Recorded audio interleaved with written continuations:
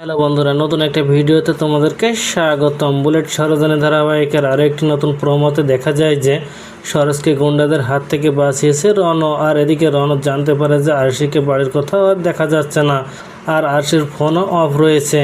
আর রণ মনে মনে বলে অ্যাশ মিসিং হওয়ার পিছনে এই সরোজের হাত রয়েছে। আর এই জন্য সরোজকে টানতে টানতে তাদের বাড়ির একটা স্টোর রুমে আনে রণ।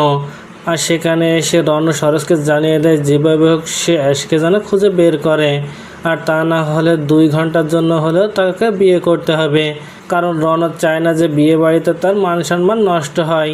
এই বলে রণ সরোজকে ধাক্কা দিলে সেখানে থাকা একটা টেবিলে গিয়ে পড়লে সেখানে থাকা একটা পুরনো বাক্স থেকে সরোজের পরিবারের কিছু ছবি সরোজ দেখতে পায়। আর সেগুলো দেখে সরোজ চমকে যায় আর ফোন করে তার সেই বসের কাছে। আর সরোজের সেই বস সরোজকে জানিয়ে দেয় ওই বাড়িতেই রয়েছে তোমার সব প্রশ্নের উত্তর।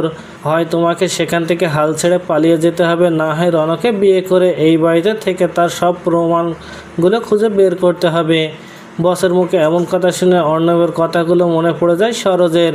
তাহলে কি এবার বসের কথা মতো নিজের বাবা মায়ের প্রতি হওয়া অন্যায়ের প্রতিশোধ নিতে বাধ্য হয়ে রণকে বিয়ে করবে সরোজ? তো বন্ধুরা, কী ঘটতে চলেছে গল্পে এবার জানতে হলে আমাদের সাথেই থাকুন। ধন্যবাদ।